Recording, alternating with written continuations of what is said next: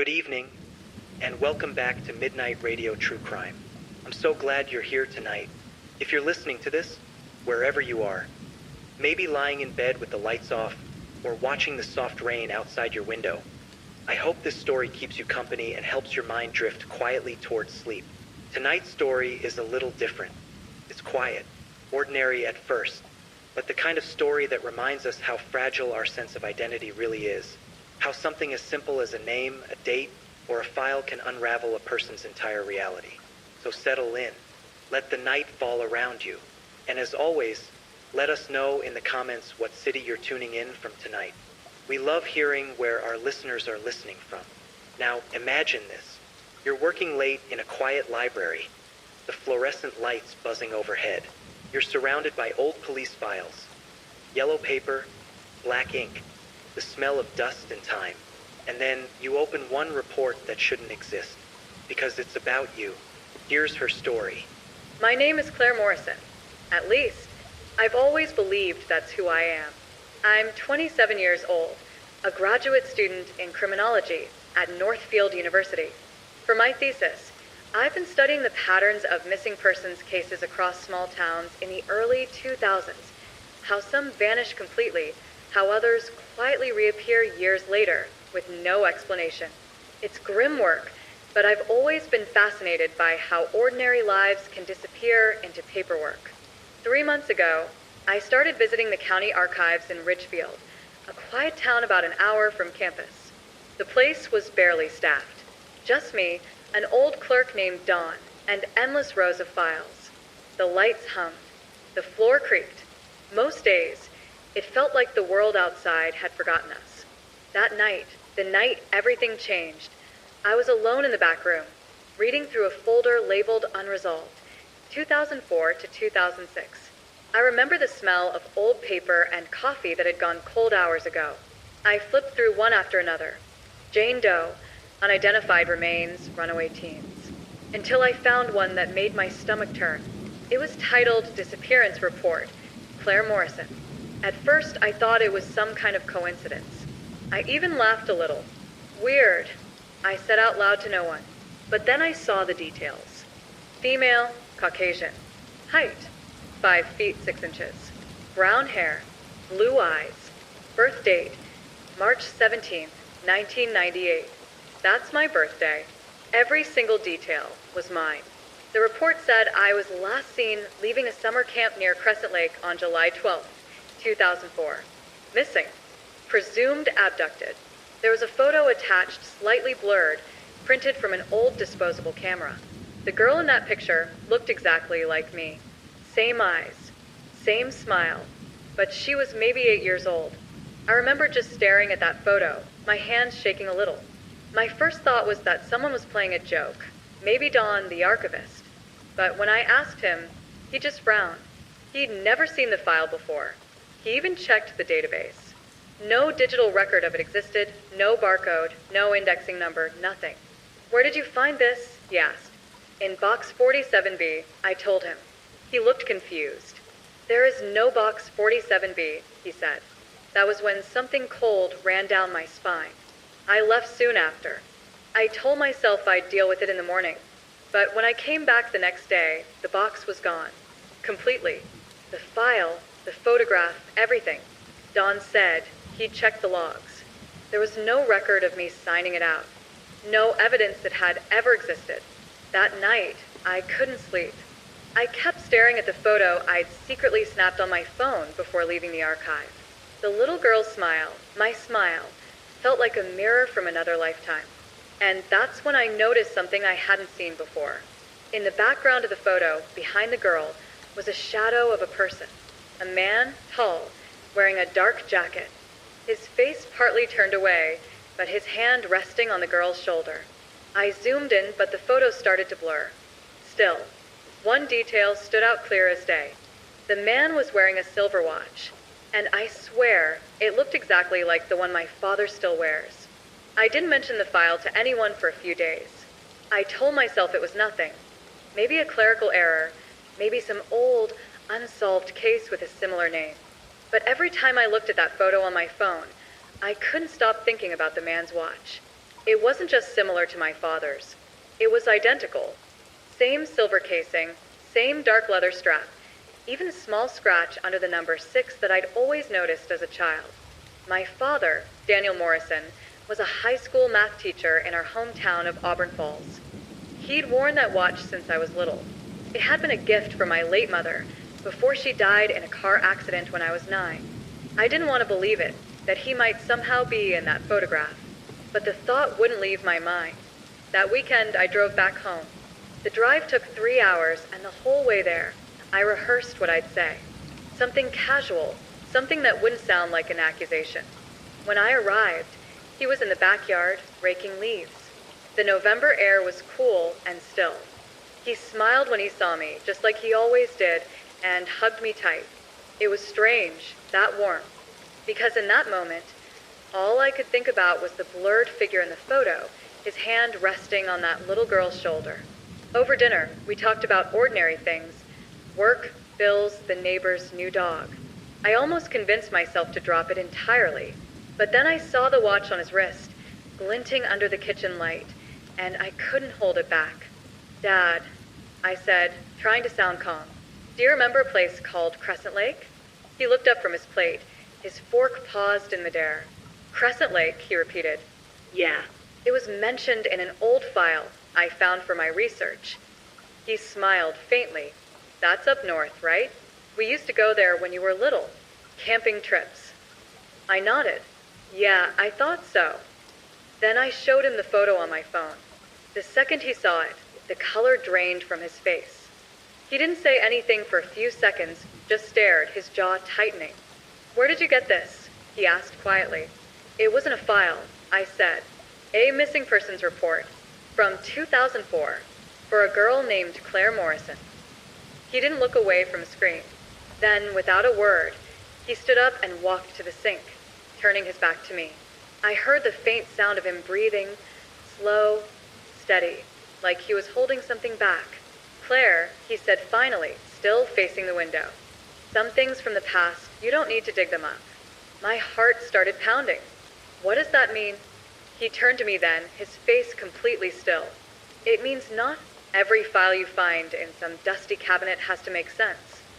"Dad, that's you in the photo." He didn't answer.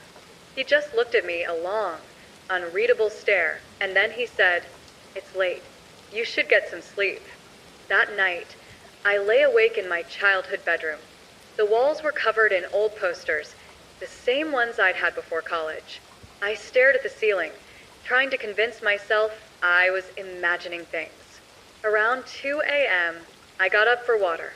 Passing my father's room, I noticed the light still on. The door was open just an inch, and I heard something, the faint crackle of a lighter, then his voice, low and tired. I peeked through the gap. He was sitting on the edge of the bed, holding an old shoebox in his lap. Inside were photographs, papers, and something metallic glinting in the lamplight. I stepped back before he could see me. The next morning, when I came downstairs, he was gone. His car wasn't in the driveway. The shoebox was nowhere in sight. But on the kitchen table, there was a single photograph, face down. When I turned it over, my stomach dropped. It was me or the little girl who looked like me standing in front of a cabin by the lake. And this time, there was no man behind her. Just one word, written in pen on the back. Found. I didn't go back to campus right away. I couldn't. The photo on the table, the one marked found, felt like a message, but I didn't understand what it meant.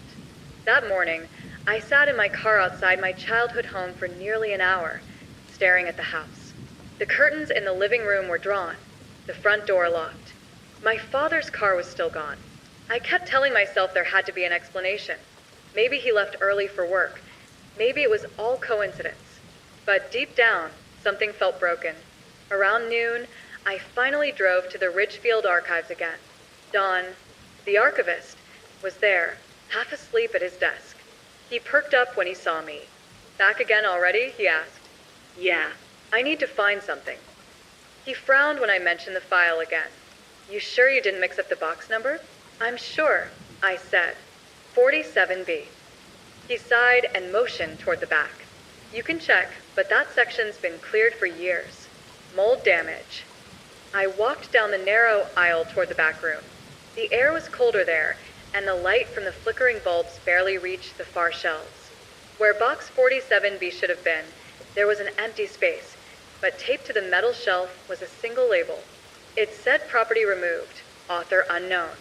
I stared at it for a long time. When I went back to Don to ask who author unknown might refer to, he was gone. His jacket was still on the chair, his coffee still steaming. But he wasn't there. That's when my phone buzzed. A new message. No number. Just unknown. It was a photo. The same cabin by the lake. But this time, I was standing in front of it, as I am now, 27 years old. I dropped my phone. For a second, I thought maybe it was an old picture I'd forgotten about. But then I noticed the details. The same clothes I was wearing today, the same jacket, same scarf, even the same car visible in the background. Someone had taken that photo less than an hour ago. I ran outside. The parking lot was empty except for my car and one white pickup parked near the exit. No one inside. I didn't think. I just got in my car and drove. For hours, I followed the old highway toward the north. The whole way, I kept replaying the word written on that first photo, found. By sunset, I saw the road sign for Crescent Lake. The trees opened up to reveal the water. Dark, still, surrounded by cabins half hidden under the fog. Most looked abandoned, except for one. A single cabin had smoke rising from its chimney, the same one from the photos. I parked, stepped out slowly. The air smelled of pine and cold wood smoke. As I got closer, I saw something lying on the porch, a child's toy, half buried in the dirt. A small stuffed rabbit with one eye missing. I picked it up. It was damp from the morning dew. Then I heard it, a door creak. The cabin door was slightly open. Light flickered inside. And from somewhere deep within, a voice, faint, trembling, whispered my name. Claire. The voice was soft, almost like a breath, so quiet I couldn't tell if it came from inside the cabin or from somewhere behind me. I froze. My hands were shaking, the cold stuffed rabbit still in my grip. The forest around me was completely still. No wind, no insects, no sound except the faint creak of the open door. Then I heard it again. Claire. It was a woman's voice this time. Come. Familiar in a way I couldn't place. I took a step forward. The wooden porch groaned under my shoes. Inside, the air smelled of damp wood and something faintly metallic, like rust or old blood. The interior was dim, lit by a single oil lamp on a small table. The walls were lined with photos. Hundreds of them. Most were of me. Different ages, school photos, candid shots, even a few I'd taken myself in college. Pictures I'd never posted anywhere. I could feel my pulse in my throat. I reached for one on the wall. A photo of me as a teenager, maybe 16, sitting on the hood of my father's car. Someone had written in the corner with red ink, Year 11. On the table beneath the lamp was a small recorder, the old cassette kind, and a stack of police reports, all with my name. I pressed the play button. There was a click, and then the same woman's voice spoke, the one that had called my name. If you're hearing this, she said, it means you've found the cabin. It means you've remembered. I stood there, frozen. My heart was racing. I don't know how much he told you, the voice continued, but none of it was real. Not your name, not your records, not your childhood. You were part of the project. You were never supposed to know. I stopped the tape. My hands were trembling so badly I could barely keep hold of the recorder. Behind me, a floorboard creaked. I spun around. Someone was standing in the doorway. The light from outside fell across his face, and my breath caught in my chest. It was my father. He looked exhausted, his face pale, his eyes sunken. He didn't look surprised to see me. Claire, he said quietly, stepping inside. You weren't supposed to find this place. I felt my throat tighten. What is this? What project? He shook his head. You need to leave. I'm not leaving until you tell me the truth. He sighed, set something down on the table. That same shoebox I'd seen him holding the other night. Inside were more photographs. All of the children. All of them with names scratched out. except one. Claire Morrison. He looked at me then, and his voice broke slightly. You were one of 7. The cabin was silent, except for the faint hiss of the oil lamp and the distant ripple of the lake outside. I could feel my pulse pounding in my ears, my body trembling, but I forced myself to stay. My father, Daniel Morrison, stood near the table, his hands pressed flat against the wooden surface, eyes fixed on the floor. He looked older than I remembered, gaunt in a way that made him almost unrecognizable. The man I had grown up calling Dad was here, but somehow not entirely. You need to understand something, he said finally, his voice low and deliberate. What you think your life has been, it's only half the story. The rest was taken from you. I felt my stomach twist. Taken from me? What does that mean? Dad, what are you talking about? He took a deep breath, rubbing his temples with one hand. You weren't supposed to remember. Not fully. Not yet. You were part of something called Project Lumen. A study. An experiment. When you were 8 years old, you were enrolled without knowing it. It was supposed to help children like you, in theory. In practice, it was far more complicated than we ever imagined. I felt like the floor had shifted beneath me. My mouth opened, but no sound came out. My hands tightened around the stuffed rabbit, pressing it into my chest like a lifeline. You were part of 7 children, he continued, voice barely above a whisper. All of you had certain abilities, patterns in behavior, memory retention, things that could be measured and controlled. The organization, I wasn't just a father. I was part of it. I had to help.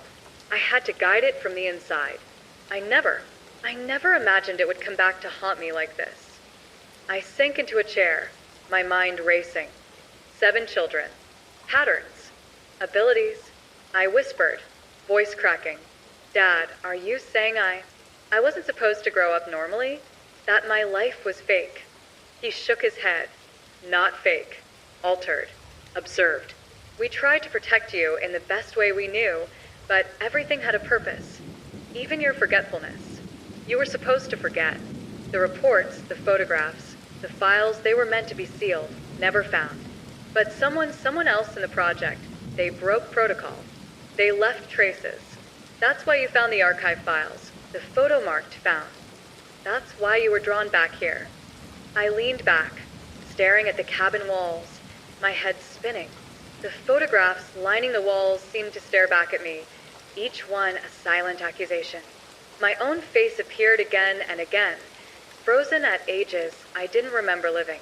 You think this is a story? I said finally, my voice trembling, like some old case file or a conspiracy. But it's my life, my childhood, my memories. He stepped closer, eyes heavy with something between guilt and fear. Claire, I'm sorry. I never wanted you to know. Not like this. You weren't supposed to discover it until years later, when you could process it. I kept you safe, even if I had to lie to do it. I pressed my hands against my temples, trying to steady my thoughts. Safe? Safe doesn't mean hiding the truth from your own daughter. Safe doesn't mean leaving me with a photo and a note that says, found. Safe doesn't mean pretending my life is this.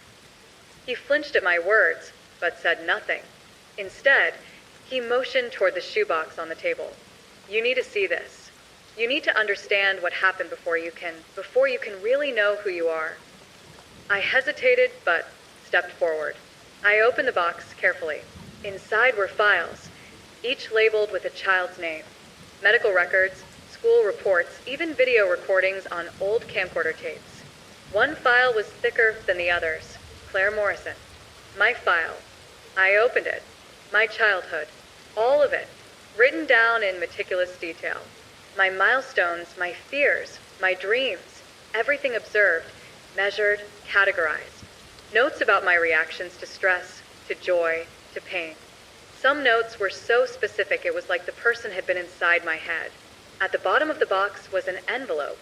Inside, a single piece of paper, a photograph of me at 8 years old, the same photo from the archive. But in this one, the man behind me was fully visible.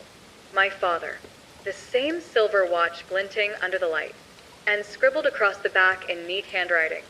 Protect her, until she can know. I felt my hand shake. Protector? I whispered. All this time it was you? He nodded. Yes, but not entirely. There were others. People with power. People who wanted the study to succeed at any cost. Some of them wanted to use you. Others wanted to control the narrative. I had to shield you. And somehow you remembered. Found. You've been finding your way back to the truth all on your own. I sank into a chair, staring at the wall of photos. And the others? The other children? They're out there, he said quietly. Some found safe. Some lost. The project ended years ago, but the traces remain. And now you've stumbled back into the web. You need to be careful. People still watch. People still track. That's why the files, the photos, everything, it resurfaced. I pressed my hands into my face. I don't understand. Why me? Why now? Because you've always had the ability to see patterns, he said, to notice the traces they left. That's why they couldn't leave you entirely alone. They underestimated you. I felt a chill run through me. Not just the cold air of the cabin, but something heavier. The weight of a life I didn't remember living fully, yet somehow still recognized. And now, he said, his voice trembling, you have a choice. You can walk away. Pretend you never found this. Pretend the past isn't real. Or you can follow it. Piece it together. Find the other children. Discover what they did and who they really are. I looked at him, and for the first time, I realized something terrifying. My life, everything I thought I knew, was only a fraction of the story. The rest lay out there, waiting for me to find it. I didn't move. I didn't speak. My mind spun with every possibility, every danger, every unanswered question. And then I knew I couldn't turn back. Not now. Not ever. Because the cabin, the photograph, the files, they weren't just relics of the past. They were a map, and I had no choice but to follow it. The door handle rattled slowly, methodically, like a metronome counting down my last moments of calm. My father's grip on my wrist was firm, almost desperate, and I could feel the tension radiating from him like electricity. Every instinct in my body screamed to run, to scream, to fight, but I stayed frozen, knowing it wouldn't help. Claire, my father whispered, stay close to me. Don't make a sound. I nodded, barely breathing. The shadows from the oil lamp danced across the cabin walls, twisting the photographs into faces that seemed to leer at me. The air was thick and heavy, almost tangible, pressing down on my chest with each inhale. I could hear the faint crunch of gravel outside the porch, the soft murmur of voices, low and almost indistinguishable, but unmistakably human. The handle turned again, more forcefully this time, and the door creaked open just a few inches. A flashlight beam pierced the darkness of the cabin, sweeping across the walls and glinting off the edges of the photographs. My heart thumped painfully against my ribcage, threatening to break free. A voice called out, calm, professional, chilling in its casual authority. Claire Morrison, it said, crisp and deliberate. We know you're in there. Come out. No one will get hurt if you cooperate. My father's hand tightened around mine. Do not answer, he hissed. The beam of light moved again, landing on my father first. I saw the faint outline of a firearm in the other person's hand, partially obscured by the flashlight. My father's face hardened. He grabbed my shoulders, almost shaking me in urgency. They can't know what we know, he said. If they see you panic, it's over. I forced myself to swallow. My voice caught somewhere between terror and disbelief. Who are they? He shook his head. Project Eden. They weren't done with us. They've never been done. Another shuffle outside. The van door slammed shut with a dull thud, and I could hear footsteps crunching through the underbrush toward the cabin. My father moved toward the back door, silently gesturing for me to follow. I hesitated, but the sound of the front door handle rattling again made my decision for me. We slipped through the small hallway, stepping lightly across the wooden floorboards, which groaned ominously under our weight. My mind raced. If we could reach the back, we might make it to the tree line. We might get away. But the rational part of me, the part trained by years of surviving minor crises on the road, knew it wasn't that simple. The front door creaked open fully, and a beam of light stabbed across the living room, illuminating the scattered photographs, the shoebox, the cassette player. The air smelled faintly of damp pine and gun oil. I caught a glimpse of a pair of boots, perfectly polished despite the forest dirt outside. Claire Morrison, a male voice barked. Step away from him. Now. I froze, feeling my father's arm tighten around mine. His face was pale, but his eyes burned with a mixture of fear and determination. Go, he whispered. Now. Don't hesitate. I nodded, and we darted toward the back. My father kicked open the small kitchen door, revealing a narrow path between the cabin and the lake. The trees were dense, their branches low, scraping our arms and faces as we ran. The sound of footsteps echoed behind us, punctuated by sharp commands. I tripped over a root, landing hard on the damp forest floor. Pain shot up my leg, but my father grabbed my hand and pulled me upright. Keep moving, he urged, his voice tense but calm. We ran toward the water's edge, the forest giving way to the rocky shoreline. The van was visible now, parked at the far end of the clearing, its headlights sweeping across the trees like searching eyes. I could see shadows moving inside, figures scanning the forest, rifles in hand. Claire, my father said, stopping for a moment behind a large boulder. He pointed to a small dock, half submerged and rotting with age. We can use the dock.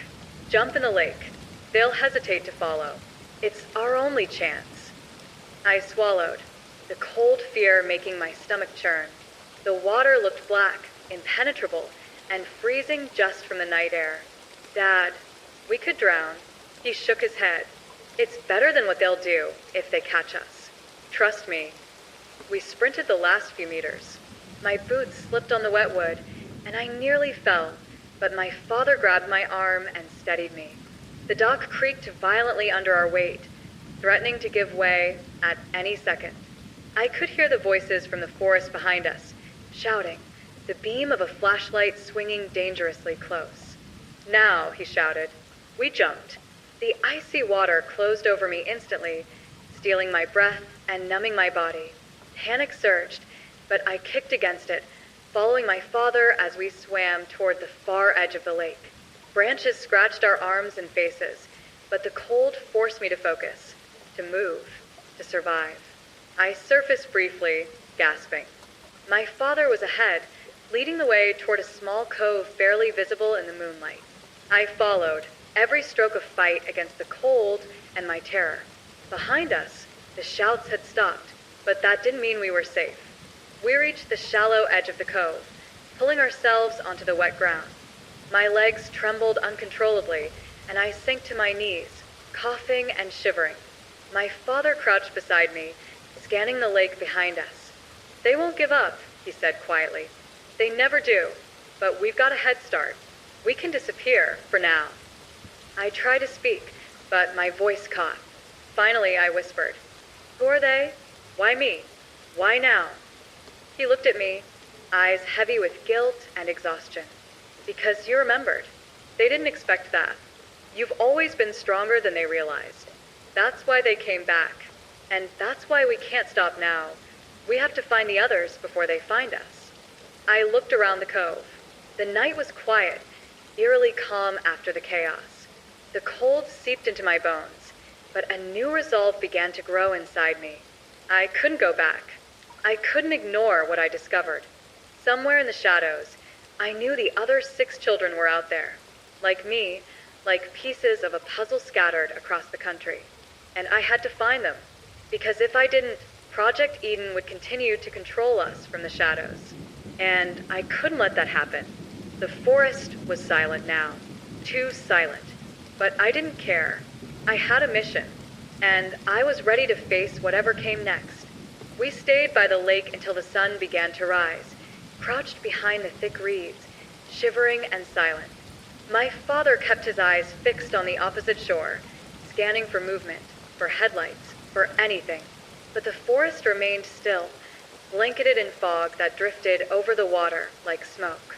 When I could finally feel my hands again, I spoke, my voice hoarse from the cold. "Where do we go now?" He didn't answer right away.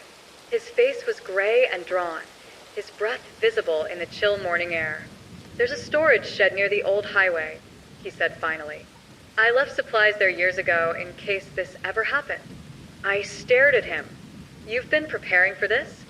He gave a bitter smile. "When you steal something from people like them, you don't ever stop preparing." We moved cautiously through the trees, avoiding the main trails. Every twig snap made me jump. Every gust of wind felt like a warning.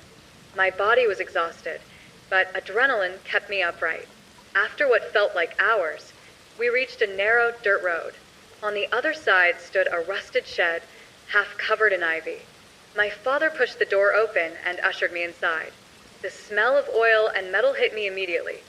Old tools, gasoline, dust. Inside, he uncovered a small metal trunk from beneath a tarp. When he opened it, I saw maps, notebooks, and a stack of faded photos, the same kind of Polaroids I'd seen in the cabin. Only these weren't of me. There were 6 of them. 6 children. He spread them out on the floor, his hands shaking slightly.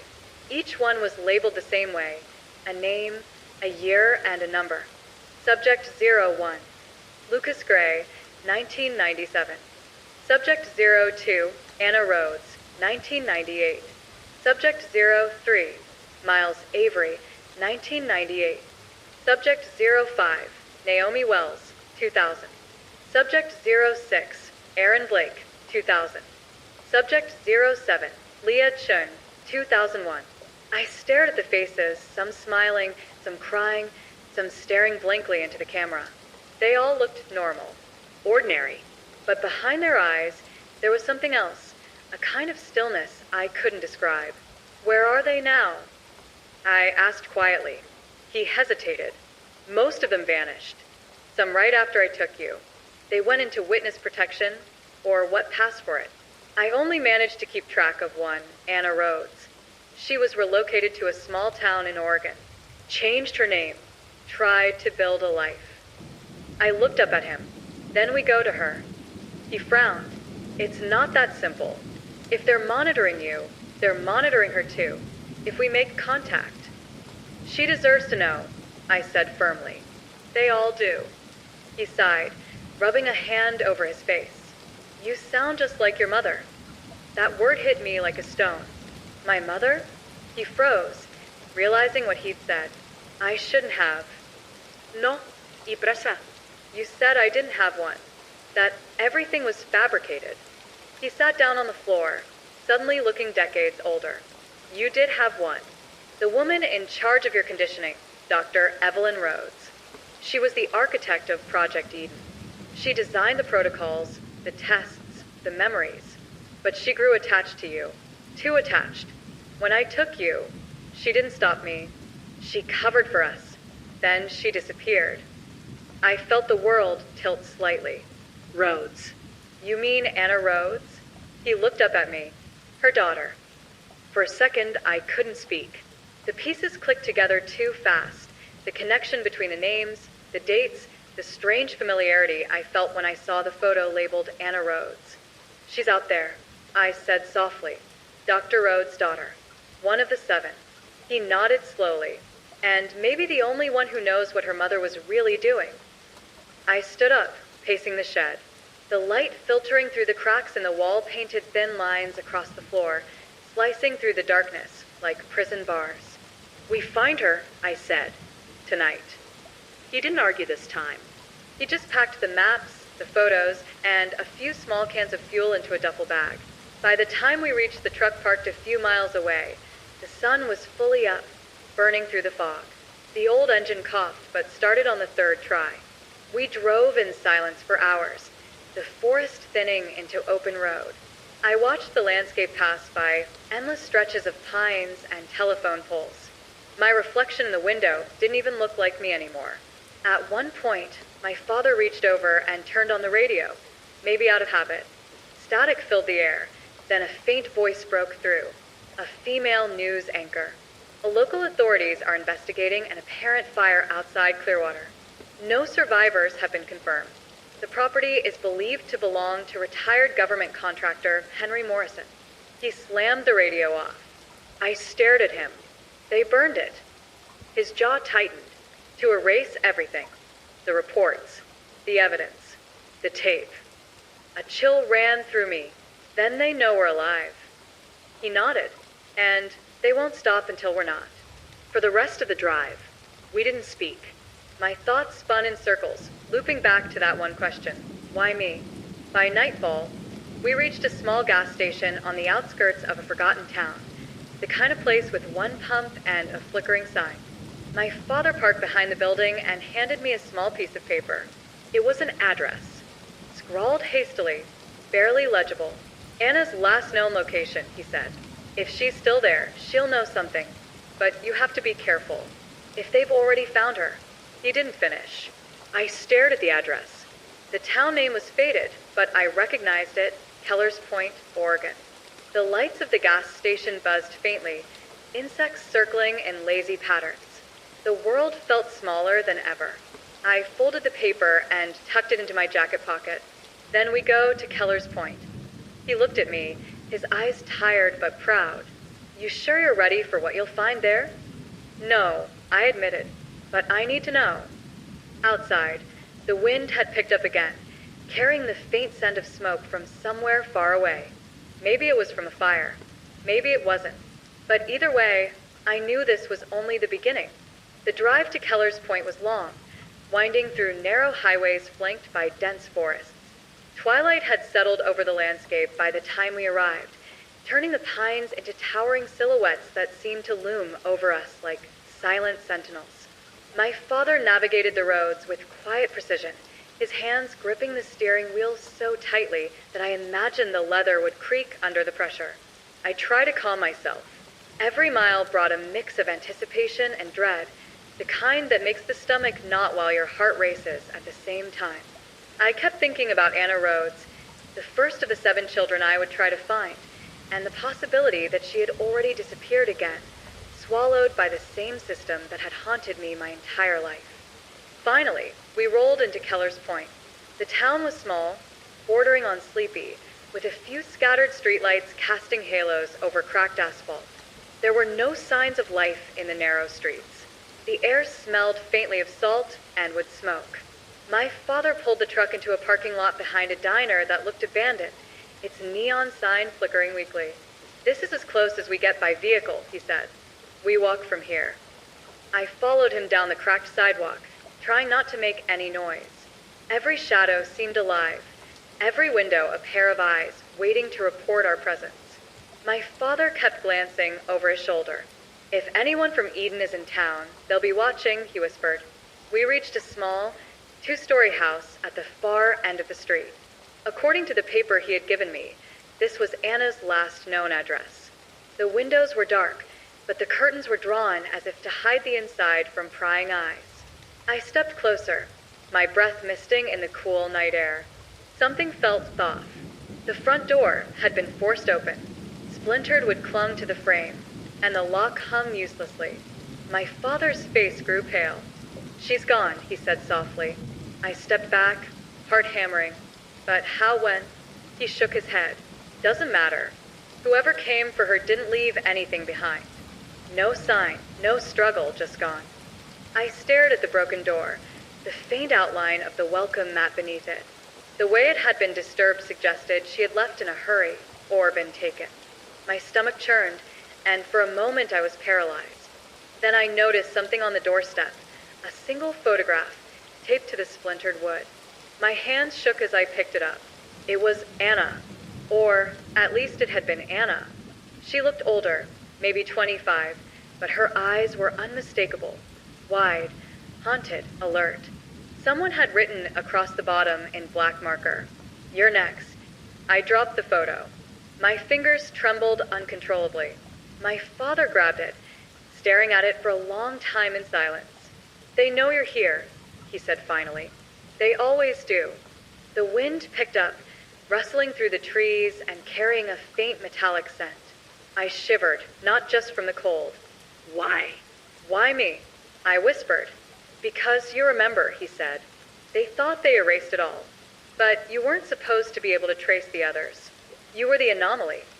I looked up at him, trying to process the weight of it all. 7 children, taken, observed, controlled. And now, one missing again. Anna's disappearance wasn't a coincidence. We moved carefully inside the house. The place was sparse, a single sofa, a coffee table, and a small kitchen to the side. Nothing appeared out of place, yet everything screamed that someone had been there recently. A faint scent of lavender lingered in the air, masking something else underneath. Antiseptic, maybe blood, maybe nothing at all. On the kitchen counter, we found a small notebook, open to a page filled with frantic handwriting. My father picked it up and read aloud. "They're coming. I can feel it. I can't stay. They'll erase me. They'll erase us all. If anyone finds this to run." My stomach dropped. Anna had known the threat was coming. She had tried to warn someone, anyone. I ran my fingers over the words, the shaking almost unbearable. My father's hand rested on my shoulder, steadying me. "She left a trail," he said. "A breadcrumb. She wants you to follow it." I looked around the dimly lit kitchen. The walls were bare except for a single painting, an abstract swirl of gray and black. But in the corner of the frame, barely noticeable, was a small symbol scratched into the wood, a triangle enclosing a circle. I recognized it immediately. Eden's mark. "They're close," my father said quietly. "We need to move. Now." I nodded, my resolve hardening. We couldn't stay in Keller's Point. Not with them watching. Not with Anna already gone. We packed what we could into a backpack, the notebook, the photograph, and a few essentials from the kitchen. Every creak of the floor sounded like an alarm in my ears. As we stepped back into the night, I looked toward the horizon. The town was quiet, deceptively calm. But I knew better. The people behind Project Eden were everywhere, always a step ahead, always watching. And yet, for the first time, I felt something else, purpose. Anna Rhodes had left a trail, a breadcrumb path leading to something bigger, to answers, to the other children, to the truth about Project Eden. We followed the dim glow of the streetlights toward the edge of town, where the forest swallowed the road and the shadows grew thick. Somewhere out there, Anna was waiting, or at least, her disappearance was pointing us toward the next clue.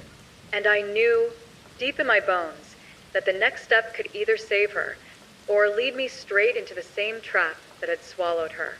The night closed in around us, dense and cold. Every step we took echoed like a heartbeat in the darkness. And somewhere in the shadows, I felt it, a presence, watching, calculating, waiting. They were close, and they weren't going to let me reach Anna without a fight. The forest outside Keller's Point felt alive as we stepped into it. Shadows stretched long between the pines, and every rustle of leaves made me flinch. The night air was sharp, carrying the scent of damp earth and pine resin. My father moved ahead, silent, like a predator navigating his territory. I followed closely, my heart hammering with a mixture of fear and anticipation. We were tracing Anna's trail, starting with the small markings she had left in the notebook. Lines connecting names, dates, and locations, cryptic but intentional. Whoever had taken her knew she was trying to communicate something, and every step we took brought us closer to understanding. The path led us to a narrow stream. My father stopped, peering across the water. "The bridge washed out," he said quietly. "We'll have to wade through." The water was icy, biting at my ankles, seeping through the fabric of my shoes. Every step made my muscles tense. I could hear faint footsteps on the other side, though it was impossible to tell if they were real or just echoes carried by the forest. We emerged on the other side, soaked and shivering, and my father crouched behind a fallen log, scanning the shadows. "There," he whispered, pointing to a faint light flickering between the trees. She left a signal. Someone's alive, or was, very recently. We moved carefully toward it, every branch snapping underfoot sounding like a gunshot. The light came from a small cabin tucked deep in the woods, barely visible through the thick undergrowth. Smoke rose from a chimney, thin and steady, the smell of burning wood drifting toward us. My father held up a hand. "Stay quiet. We don't know who's inside yet. I press myself against a tree, the rough bark biting into my palms. My stomach twisted with a mixture of fear and hope. This could be Anna, or it could be one of Eden's agents waiting for us. We circled the cabin, scanning for any signs of movement. The door was slightly ajar, and inside, faint shadows shifted. My father gestured for me to stay back while he crept forward. I held my breath, straining to hear anything. Then I heard it, a soft, desperate whisper. "Claire, please." My heart stopped. I rushed forward without thinking, tripping over a root, but my father caught me. We slipped inside the cabin together. Anna Rhodes was there, or what was left of her composure. She was tied to a chair, her wrists bruised and raw. Her eyes were wide, wild with fear, but when she saw me, they softened slightly. "Claire," she whispered, voice trembling. "Is that really you?" I nodded, rushing to her side. "Yes, it's me. We're going to get you out." She shook her head frantically. "No, you don't understand. They'll know. They'll know I spoke to you." My father moved quickly, cutting the ropes with a small knife. Anna's hands were raw, and she winced, but she didn't resist as we pulled her to her feet. "They came for me last week," she said in a hushed voice. "I barely got away, but I left the notebook. It has everything. If you follow it, you'll find the others, you'll find the truth." I glanced at my father. "Others?" She nodded. "They've been keeping tabs on all of us. 7 of us. Every step we take, they're there, watching, waiting. Some of us haven't made it." My stomach tightened. "Then we need to move," I said, "before they come back." Anna nodded, and we slipped out of the cabin into the night. The forest was dark, silent, except for the crunch of our footsteps and the distant hoot of an owl. Every shadow felt like it could be hiding someone, every rustle of leaves a warning. We reached a clearing and paused to catch our breath. My father looked at us, his face grim. "They know we're here," he said. "They'll be coming soon. We have to decide. Do we run, or do we make a stand?" I clenched my fists. We can't hide anymore. We have to find the others. We have to end this. Anna swallowed, nodding slowly. "There's a safe house north of here, near the old mill. It's abandoned now, but it's the only place we can regroup. If we can make it there, I can show you what I've been tracking." The night air pressed in around us, heavy with tension. Somewhere in the shadows, I knew Eden's agents were closing in. But for the first time, I felt a spark of determination, a fire that refused to be extinguished. We moved cautiously, shadows among shadows, hearts pounding in sync with the night itself. Every step was a risk, every sound a potential alarm. And yet, the thought of finally reconnecting with Anna, the first of the children, gave me a strange sense of hope. Somewhere ahead, in the darkness, the first faint lights of the mill appeared. But before we could reach it, a loud snap rang out behind us, a branch breaking underfoot. I froze. Anna grabbed my arm, whispering, "They're close. Run." We broke into a sprint, the forest blurring around us, leaves whipping our faces. Behind us, the sound of pursuit grew louder, boots pounding, voices shouting, the unmistakable metallic glint of weapons catching moonlight. And in that instant, I realized that Eden wasn't just a shadow from my past. They were here, hunting us, and this chase had only just begun. The forest seemed to close in around us as we ran, branches whipping against our faces, our breath ragged and visible in the cold night air. Behind us, the sound of pursuit was relentless, snapping twigs, shouts, the metallic click of weapons. I could hear Anna's ragged breathing beside me, my father's urgent commands cutting through the chaos. Finally, the outline of the abandoned mill appeared through the trees. Its silhouette was jagged against the moonlight, dark windows like empty eyes staring at us. The structure groaned softly in the wind, giving the impression that it had been abandoned for decades. Yet I could feel it, a strange, tense energy, as if the building itself was aware of our approach. Inside, my father hissed, grabbing Anna and pulling her toward the rusted side door. We slipped in just as a beam of flashlight cut through the tree where we had just been. The sound of pursuit halted abruptly at the edge of the forest. For a moment, the only sound inside the mill was the echo of our footsteps across the wooden floor, the groan of metal beams, and our own labored breathing. The vast space was dark, but moonlight filtering through shattered windows revealed a maze of machinery, conveyor belts, and storage crates. Dust motes swirled in the air, disturbed by our sudden intrusion. "We need to move quickly," my father whispered, scanning the shadows. "Eden knows we're here. This place may be abandoned, but it's been used before. Cameras, traps, they've anticipated everything." I followed closely, trying to keep my mind focused. Every step felt like walking on a thin line between safety and disaster. The smell of rust, oil, and decay filled my nostrils, adding to the oppressive atmosphere. Anna paused near a stack of crates, crouching to pull out a small flashlight and a map from her backpack. Her hands were still trembling. "This is the last known movement of the other subjects," she whispered. "If we follow this path, we might find them. But Eden has agents everywhere. They're clever and ruthless." My father knelt beside her, pointing to the map. "Subject 01, Lucas Gray.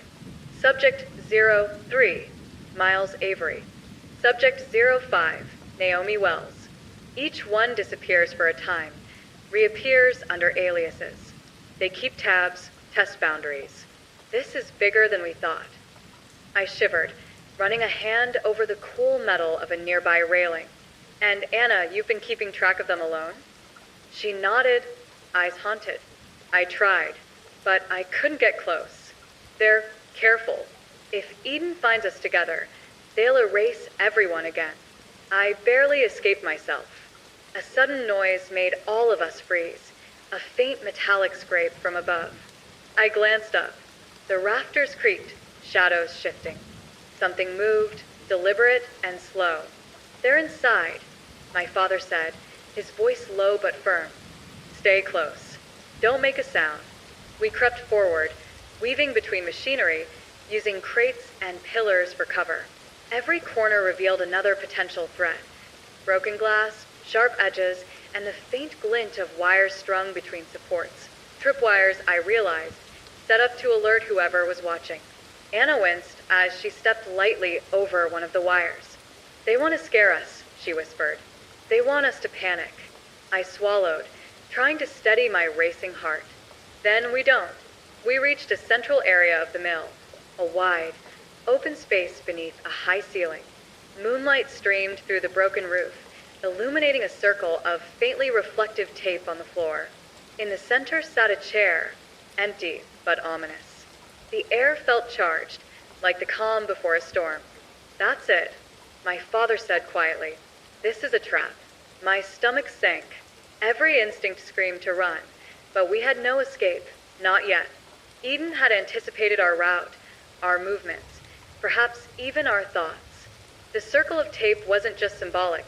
It marked the area where they wanted us to come, the area they could control. Suddenly, a voice echoed through the empty space, calm, deliberate, unmistakable. "Welcome, Claire." "Anna." "Mr. Morrison." The sound seemed to come from everywhere at once, bouncing off the metal and wood. I felt my blood run cold. "Step into the circle," the voice continued. "It's easier that way. No one gets hurt if you cooperate." Anna froze, her eyes wide with terror. I gritted my teeth. "No," I said firmly. "We're not stepping into your trap." My father pulled us back toward a shadowed corner. "We need to find another way out," he whispered. "Look for stairs, exits, anything." I scanned the space quickly. A metal staircase in the far corner led to a catwalk above. It was narrow, rickety, but it could give us a vantage point. I grabbed Anna's hand. "This way. Come on." We climbed carefully, the stairs groaning under our weight. Every sound seemed amplified in the cavernous space below. I could hear whispers, movement, too controlled, too precise to be random. Eden was here, watching, waiting. When we reached the catwalk, we paused, looking down on the trap below. The chair, the tape circle, the open floor, Eden had expected us to enter willingly. They were confident. Too confident. I felt a surge of determination. "We can't let them control us anymore," I whispered. "We take the next step on our terms." My father nodded grimly. Agreed. But we move fast. Every second counts.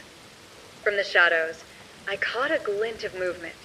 A figure creeping along the lower level, scanning the floor.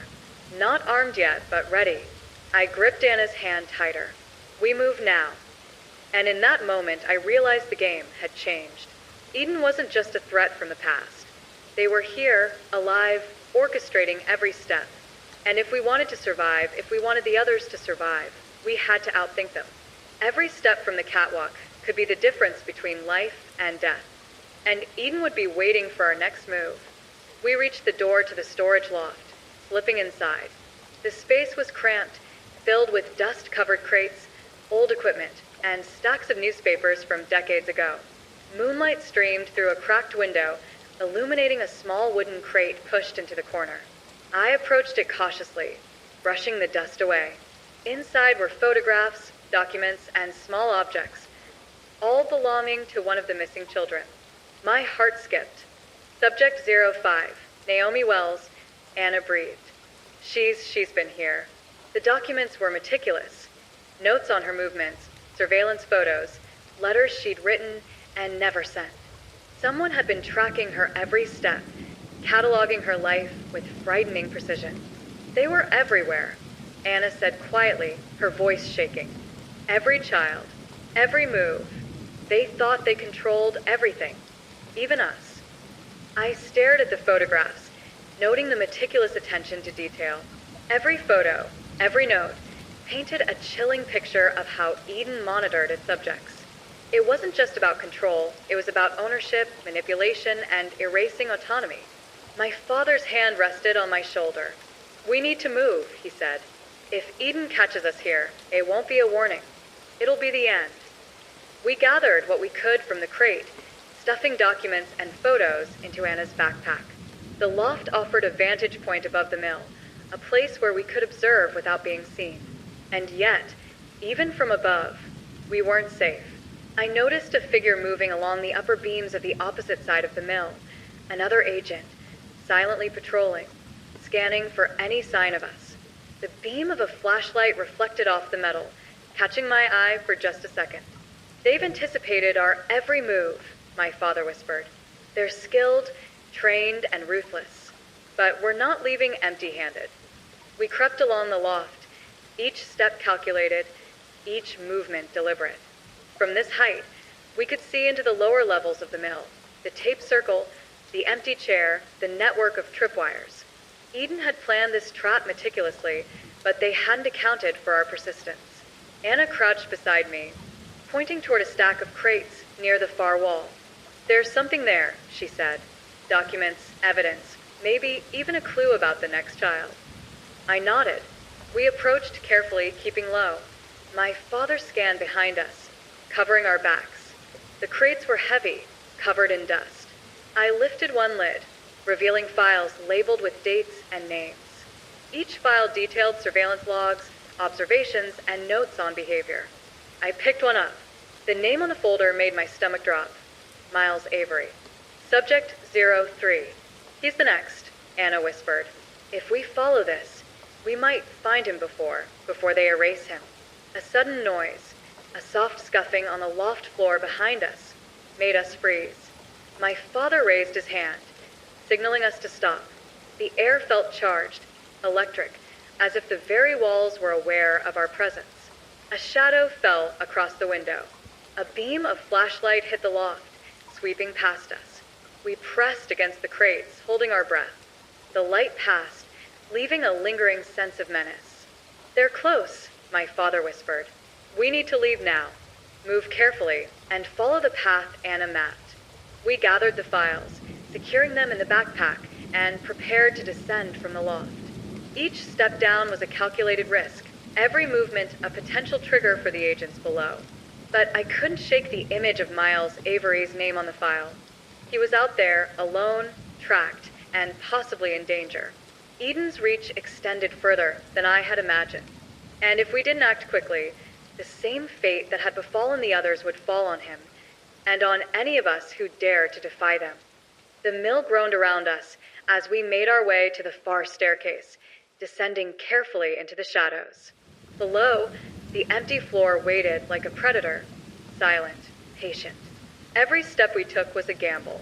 Every second counted, and Eden was watching.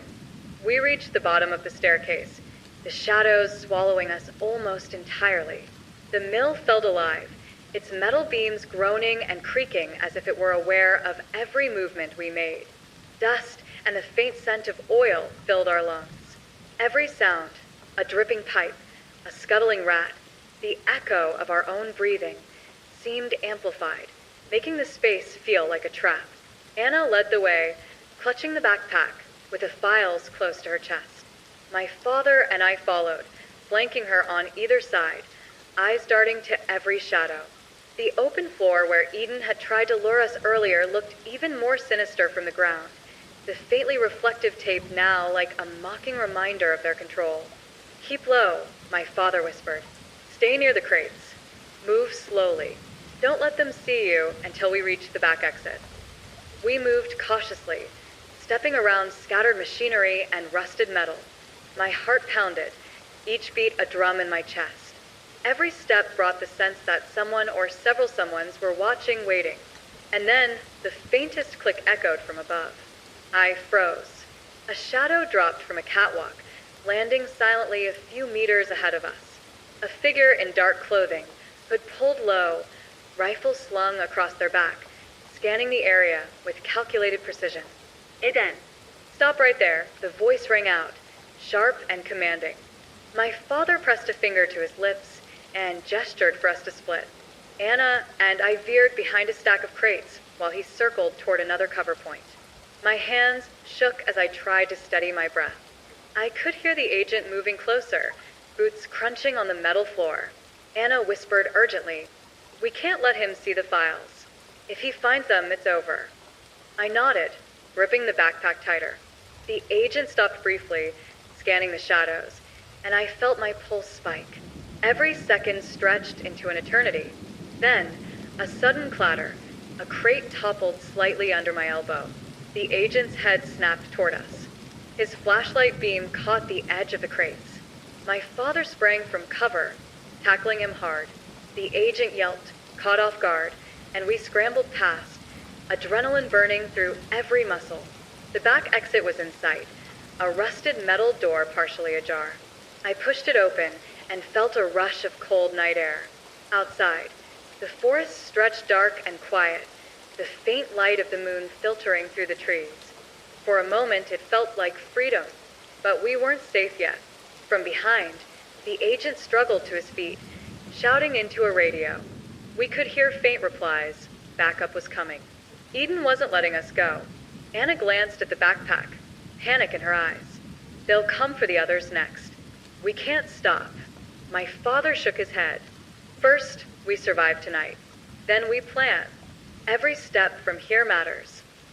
We ran into the forest, sticking to the shadows, every sound of our footsteps muffled by the thick carpet of pine needles. The trees loomed like silent sentinels, masking us, but also restricting our movement. I glanced at Anna, her face pale, determined, haunted by everything she'd endured. We reached a small clearing, hidden by a curve in the terrain. My father stopped, crouched low, listening. The sounds from the mill were gone, swallowed by distance. For a brief moment, we were alone, truly alone in the night. Anna exhaled shakily. We made it, but for how long? I swallowed, feeling the weight of the files, the lives of the other children, the mission we had taken on. "We keep moving," I said firmly. "We find them, all of them."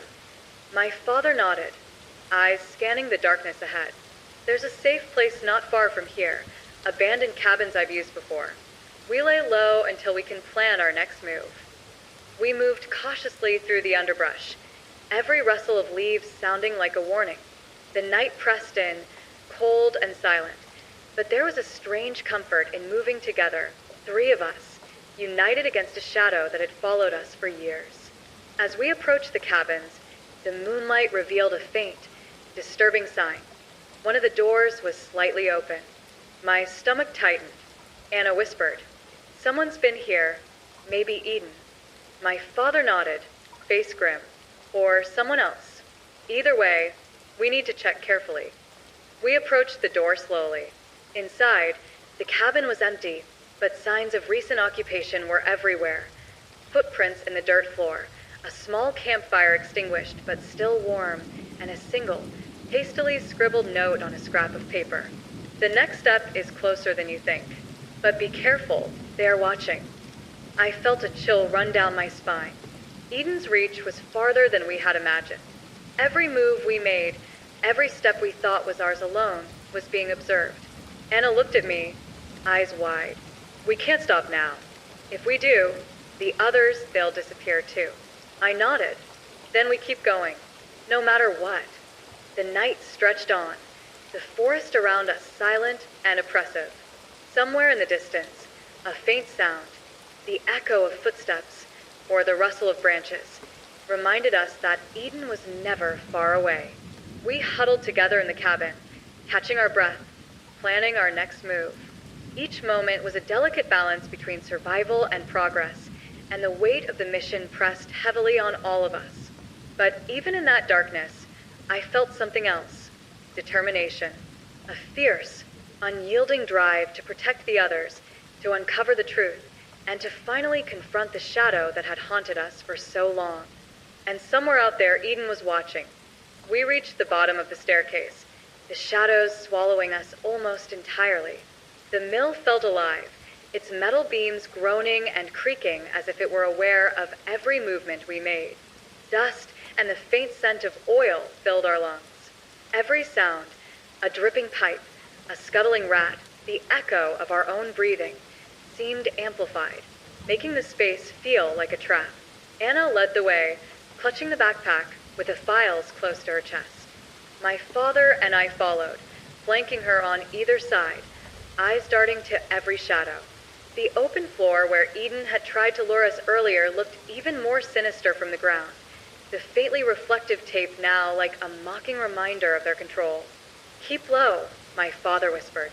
"Stay near the crates. Move slowly. Don't let them see you until we reach the back exit." We moved cautiously, stepping around scattered machinery and rusted metal. My heart pounded, each beat a drum in my chest. Every step brought the sense that someone or several someones were watching, waiting. And then the faintest click echoed from above. I froze. A shadow dropped from a catwalk, landing silently a few meters ahead of us. A figure in dark clothing, hood pulled low, rifle slung across their back, scanning the area with calculated precision. "Eden!" "Stop right there," the voice rang out, sharp and commanding. My father pressed a finger to his lips and gestured for us to split. Anna and I veered behind a stack of crates while he circled toward another cover point. My hands shook as I tried to steady my breath. I could hear the agent moving closer, boots crunching on the metal floor. Anna whispered urgently, "We can't let him see the files. If he finds them, it's over." I nodded, gripping the backpack tighter. The agent stopped briefly, scanning the shadows, and I felt my pulse spike. Every second stretched into an eternity. Then, a sudden clatter. A crate toppled slightly under my elbow. The agent's head snapped toward us. His flashlight beam caught the edge of the crates. My father sprang from cover, tackling him hard. The agent yelped, caught off guard, and we scrambled past, adrenaline burning through every muscle. The back exit was in sight, a rusted metal door partially ajar. I pushed it open and felt a rush of cold night air. Outside, the forest stretched dark and quiet, the faint light of the moon filtering through the trees. For a moment it felt like freedom, but we weren't safe yet. From behind, the agent struggled to his feet, shouting into a radio. We could hear faint replies. Backup was coming. Eden wasn't letting us go. Anna glanced at the backpack, panic in her eyes. "They'll come for the others next. We can't stop." My father shook his head. "First, we survive tonight. Then we plan. Every step from here matters." We ran into the forest, sticking to the shadows, every sound of our footsteps muffled by the thick carpet of pine needles. The trees loomed like silent sentinels, masking us, but also restricting our movement. I glanced at Anna, her face pale, determined, haunted by everything she'd endured. We reached a small clearing, hidden by a curve in the terrain. My father stopped, crouched low, listening. The sounds from the mill were gone, swallowed by distance. For a brief moment, we were alone, truly alone in the night. Anna exhaled shakily. We made it, but for how long? I swallowed, feeling the weight of the files, the lives of the other children, the mission we had taken on. We keep moving, I said firmly. We find them, all of them. My father nodded, eyes scanning the darkness ahead. There's a safe place not far from here, abandoned cabins I've used before. We lay low until we can plan our next move. We moved cautiously through the underbrush, every rustle of leaves sounding like a warning. The night pressed in, cold and silent, but there was a strange comfort in moving together, three of us, united against a shadow that had followed us for years. As we approached the cabins, the moonlight revealed a faint, disturbing sign. One of the doors was slightly open. My stomach tightened. Anna whispered, "Someone's been here, maybe Eden." My father nodded, face grim. Or someone else. Either way, we need to check carefully. We approached the door slowly. Inside, the cabin was empty, but signs of recent occupation were everywhere. Footprints in the dirt floor, a small campfire extinguished but still warm, and a single, hastily scribbled note on a scrap of paper. "The next step is closer than you think. But be careful, they are watching." I felt a chill run down my spine. Eden's reach was farther than we had imagined. Every move we made, every step we thought was ours alone, was being observed. Anna looked at me, eyes wide. "We can't stop now. If we do, the others, they'll disappear too." I nodded. "Then we keep going, no matter what." The night stretched on, the forest around us silent and oppressive. Somewhere in the distance, a faint sound, the echo of footsteps, or the rustle of branches, reminded us that Eden was never far away. We huddled together in the cabin, catching our breath, planning our next move. Each moment was a delicate balance between survival and progress, and the weight of the mission pressed heavily on all of us. But even in that darkness, I felt something else. Determination. A fierce, unyielding drive to protect the others, to uncover the truth, and to finally confront the shadow that had haunted us for so long. And somewhere out there, Eden was watching. The cabin was quiet, almost too quiet. The crackle of the dying fire was the only sound, yet even that seemed muted under the weight of the night. Outside, the forest pressed in, dark and still, hiding unseen dangers. I watched Anna carefully, her eyes darting to every shadow, her hands gripping the backpack that held the files and photographs, the roadmap to the other children. We needed a plan. Eden wasn't just a threat. They were calculating, relentless, and now, more than ever, we had no room for mistakes. Anna reached into the backpack, pulling out a folded piece of paper. "I found this months ago," she said quietly. "One of the others, Naomi Wells, left it behind. She couldn't escape, but she knew someone might follow. This is her breadcrumb." I took the paper from her trembling hands. It was a small, faded map, drawn in precise, almost obsessive detail. Paths through forests, symbols marking locations, numbers, dates. One corner had a note in tiny handwriting. "Clues lead to miles. Follow carefully. Trust no one." My father frowned. "They're tracking him now. Eden will know we're following this map." "I know," I said, "but we can't stop. If we do, he disappears too." Anna nodded, her face pale but determined. "Naomi's note mentions a safe house near the old quarry. It's abandoned, but she hid something there, evidence, something she thought could protect the rest of us. If we reach it, we might find a lead to Miles."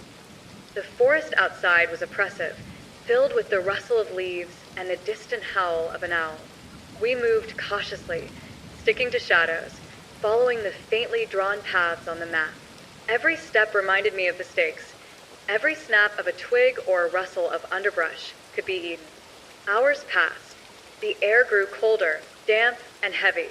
Anna whispered, "The quarry is close, just a little further." As we approached the edge of the clearing where the quarry lay, the first glimmer of moonlight reflected off jagged rocks and still water. The area was eerily quiet, as if the world itself had stopped to watch. We descended carefully, each step deliberate. My father led, checking the perimeter, while Anna and I followed behind. Halfway down, we noticed something odd, footprints in the mud, too precise to be animal tracks. They led deeper into the quarry, disappearing into the darkness. "They're here," my father muttered. "Eden." "They're watching us now." Anna gripped the backpack tighter. "We have to keep going." Naomi left a marker. "I just need to find it." We crept through the rocks, the silence pressing on us like a weight.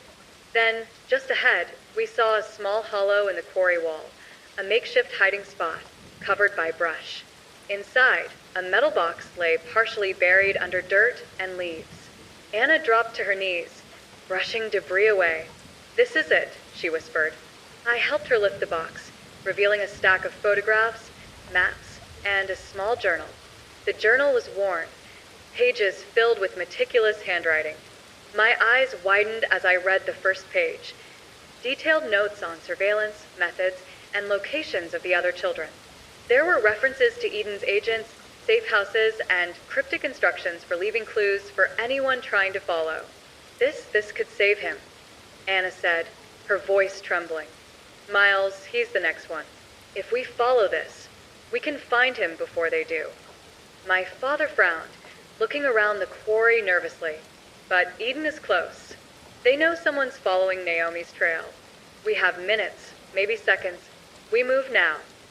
We packed the box into the backpack alongside the files we already carried. Each item felt heavier with the weight of responsibility. The lives of the other children pressed down on us, demanding action. Suddenly, a snapping sound echoed from above. Leaves rustled violently. I froze, my heart lurching. From the shadows, a figure emerged, clad in black, moving silently across the rocks. "Eden." "They anticipated us," my father whispered. "Get ready. We might have to fight." The figure raised a flashlight, sweeping the beam across the ground. I ducked instinctively, feeling my pulse spike. Anna crouched beside me, her eyes wide with fear. Then the agent called out, voice calm but menacing. "Leave the items. Step away. You know the consequences." I shook my head, gripping the backpack tighter.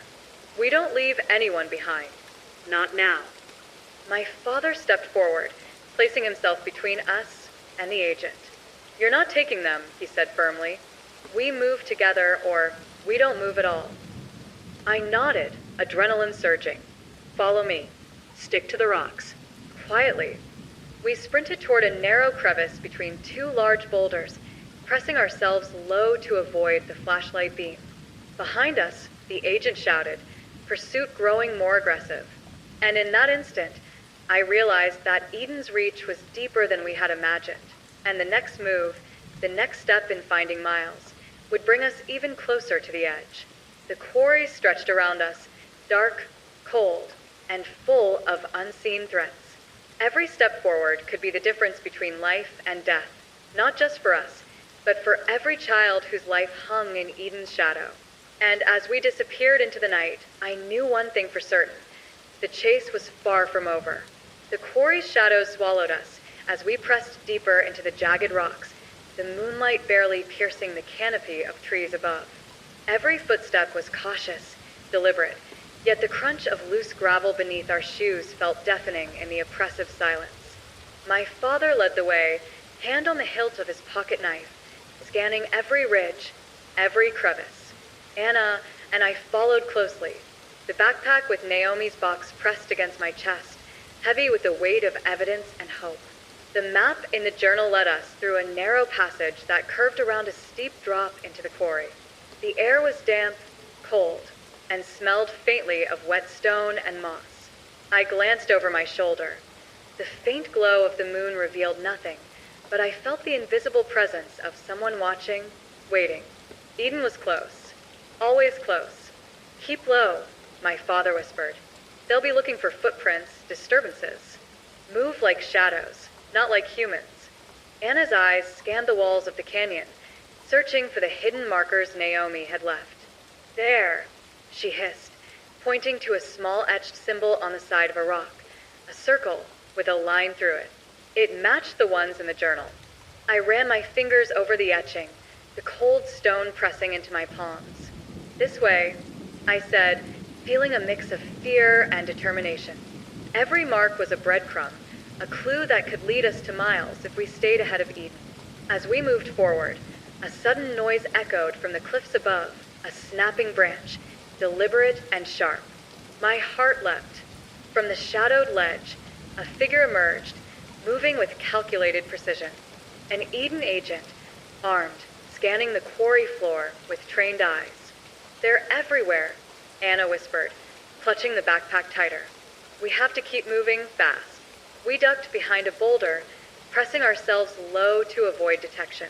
The agent's flashlight beam swept past us, close enough that we could feel the heat of its focus, but we remained hidden. Split, my father whispered. We can flank and distract him. Give Anna a chance to move ahead. I shook my head. No. We stick together. We can't risk losing her or the box. The agent's movements grew more deliberate. Every step seemed measured, calculating, as if he could anticipate our next move. My pulse pounded in my ears.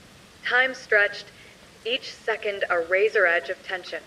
Anna pointed to a narrow crevice leading up the rock face. There's a hidden path, she whispered. It's steep, but it could give us a way out without being seen. We scrambled toward it, careful with each foothold. Loose gravel slipped beneath our shoes, sending small rocks tumbling down the cliffside. Below, the agent's flashlight beam caught a glint, and he shouted, moving toward the disturbance. My father grabbed my arm. Go now, he hissed. We ascended quickly, hands and feet gripping the cold stone. The climb was treacherous. One slip could send us tumbling into the quarry's dark depths. Behind us, the agent shouted again, his voice echoing off the canyon walls. At the top, we stumbled onto a narrow ledge, the forest beyond stretching in dense darkness. We paused to catch our breath, listening. The sounds of pursuit had ceased, replaced by the distant, fading echo of the agent's voice. Eden hadn't given up. They were circling, always calculating, but for the moment, we had a chance. Anna opened the journal, tracing the next location. Miles is near an abandoned water treatment facility, she said. It's isolated, off-grid. He's being held there, or at least they've been keeping tabs on him in that area. We have to move quickly. They'll anticipate us. My father nodded. Then we go now. No more stops. Every second counts. We descended the ledge carefully, moving through dense underbrush, the night pressing in around us. Every rustle, every distant animal call, made our senses razor sharp. The air was thick with tension, the kind that settles in your chest and makes each breath feel heavy. Somewhere ahead, through the trees, a faint light flickered. A distant building, isolated, likely the facility Anna had mentioned. Our pace quickened.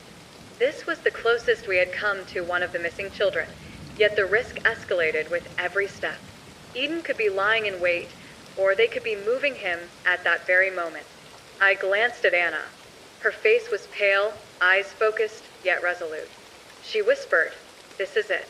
We find him tonight, or it's too late." My father placed a reassuring hand on my shoulder. Then we do this carefully, but decisively. Stick together, move as one, and we don't let them see us coming. The forest thinned as we approached the clearing surrounding the facility. A tall chain-link fence, rusted but intact, encircled the building. Guard towers loomed at the corners, silent silhouettes against the moonlit sky. Eden's presence was unmistakable. Anna swallowed, gripping the backpack tightly. This is it. Miles is inside, and Eden is waiting. I took a deep breath, heart pounding. The moment of truth had ARR. The night was heavy, still, and filled with anticipation. Every shadow could hide an enemy. Every sound could be a warning. And Eden would be watching.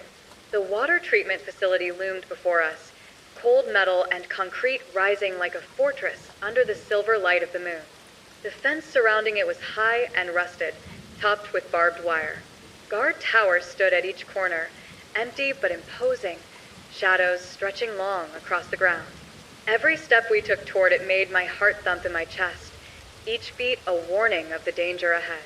Anna traced her finger along the map, murmuring softly, "The gate has a weak point near the southwest corner. The fence is old, the lock rusty. We can slip through if we're careful." My father nodded. Then we moved quickly. Stick close, stay low, and no mistakes. We approached the southwest corner, feet crunching softly on the gravel.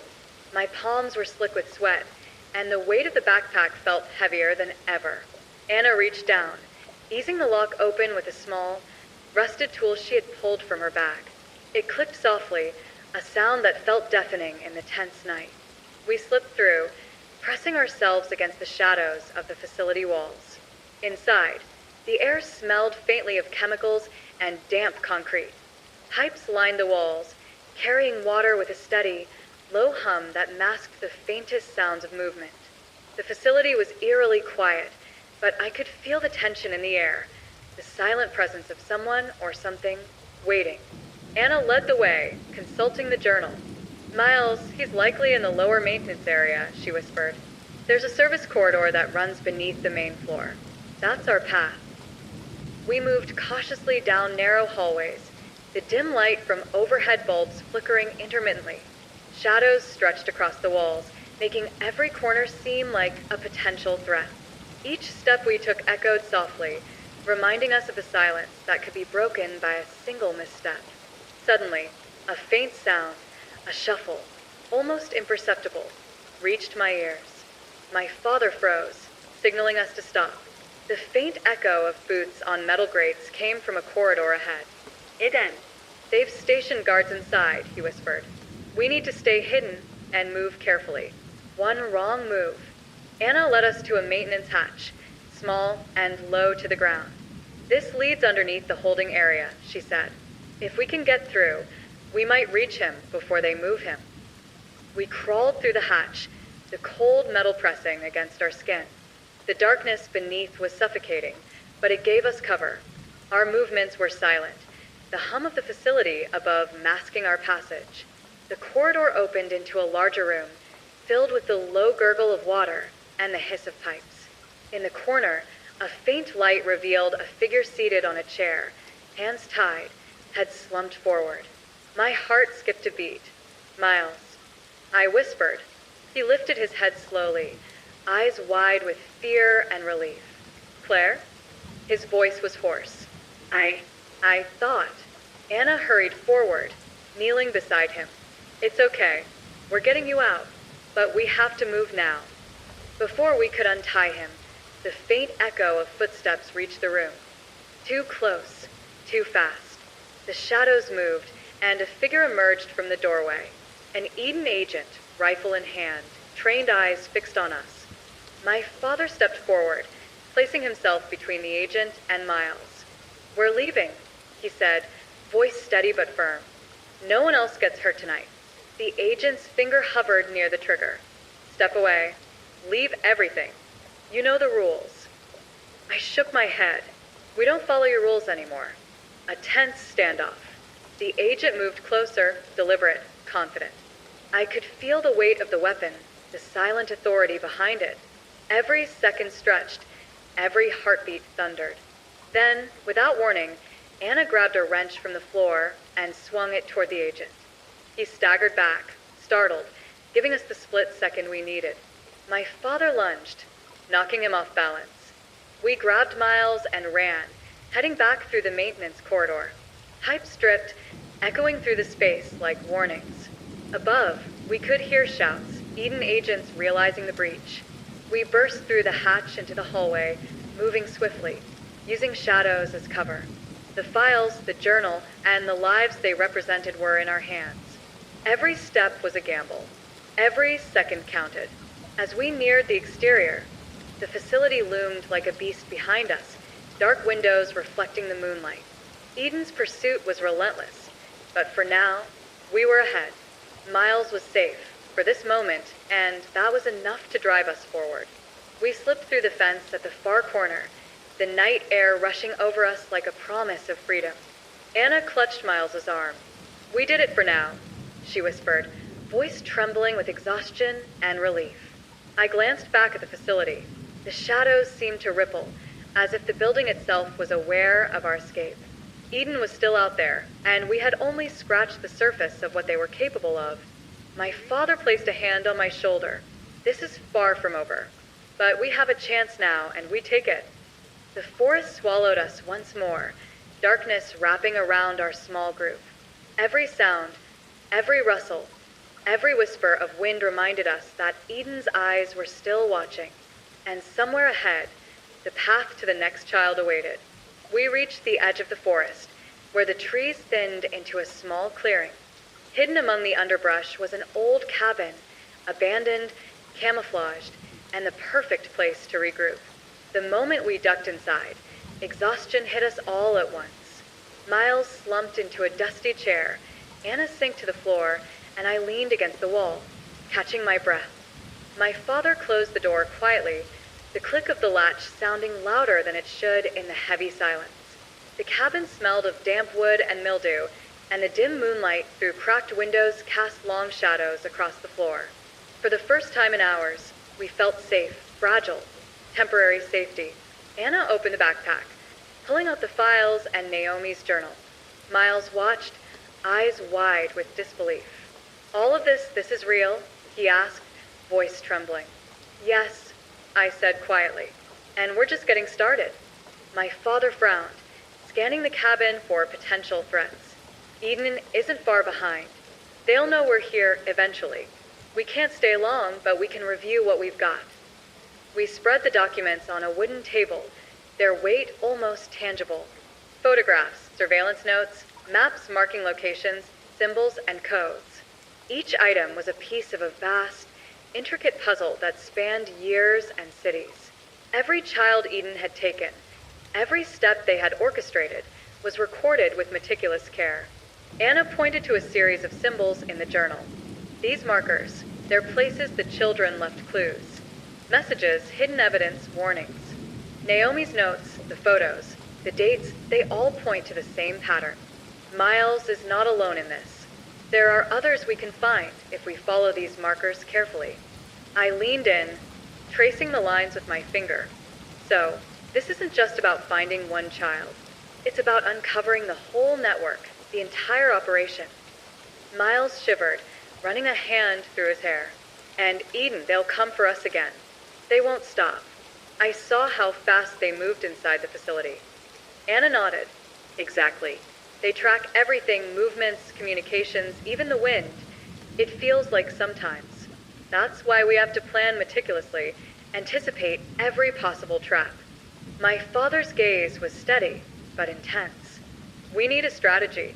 One misstep, one moment of hesitation, and Eden will erase the progress we've made. We've got the files, we've got Miles, but the next step is critical."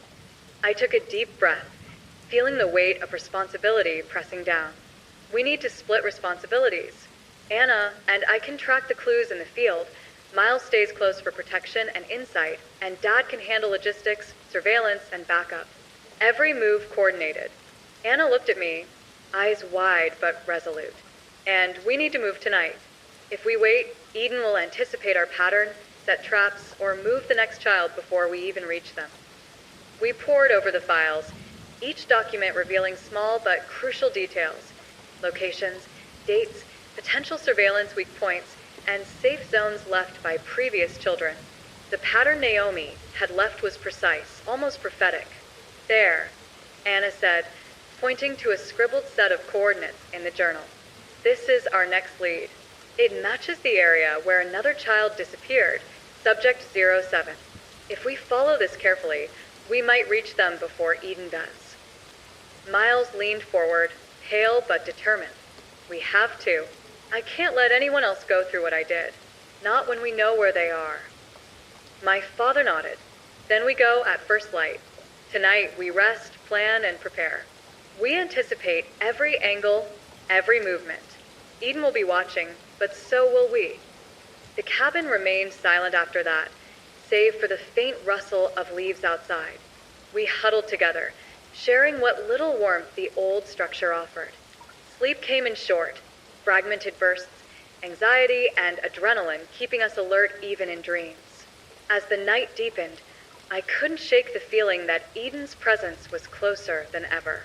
Somewhere in the dark, beyond the trees, unseen eyes tracked us. And yet, the small victories, freeing Miles, retrieving Naomi's journal, escaping the water treatment facility, gave us hope. Hope and a plan. By the first hints of dawn, we were awake, preparing. Anna checked the journal once more, confirming the path. My father loaded the essentials, ensuring we could move quickly. Miles, though exhausted, carried a quiet determination, the kind of resolve that comes from surviving something unimaginable. I stood by the window, looking out at the forest, listening to the soft stirrings of the morning. The world felt deceptively calm, but I knew better. Eden would be waiting, and the next move could be the most dangerous yet. But we were ready, and somewhere out there, another child waited for us, counting on our success, counting on our courage. The files, the clues, and the determination of those who survived had led us here. Now, it was time to take the next step. Eden would be watching. We would not stop. By the first light of dawn, the forest was alive with muted sounds, birds stirring, leaves rustling in the wind, and distant water trickling through unseen streams. We moved cautiously, the backpack with Naomi's files secured tightly on Anna's back. Miles kept close to me, glancing nervously at every shadow, while my father scanned our surroundings with precise, deliberate focus. The journal had given us coordinates leading to an abandoned industrial warehouse on the outskirts of the next town, a place long forgotten, where graffiti peeled from the walls and rust spread across every surface. Naomi's notes suggested this was where Subject 07 had been held, and possibly where Eden had left additional evidence. "The path is marked," Anna whispered, tracing the lines in the journal. "We follow the creek, then the old service road. It's isolated, easy to watch, but also easier to anticipate traps." We moved quickly but cautiously, following the winding creek as indicated, keeping our movements silent. Every snap of a twig beneath our feet echoed like a gunshot in my ears. My pulse raced, a constant reminder that Eden could be anywhere, waiting for the smallest misstep. Hours passed. The forest began to thin, giving way to open fields overgrown with weeds and broken fences. The warehouse emerged ahead, skeletal and abandoned, looming like a monument of decay. Its rusted metal siding reflected the weak morning light, and shattered windows stared at us like empty eyes. Anna led the approach, consulting the journal once more. "There's a back entrance," she whispered. "It's partially boarded up, but it's the least obvious path. They might not expect someone to come through there." We moved toward it, slipping between overgrown bushes, careful not to disturb the gravel scattered around the perimeter. The silence was heavy, almost tangible, until a sudden metallic clatter echoed from inside the warehouse, a warning. My father motioned for us to freeze. "Trap," he whispered. "They're expecting us." I felt my stomach nod. Every precaution we had taken suddenly seemed insufficient.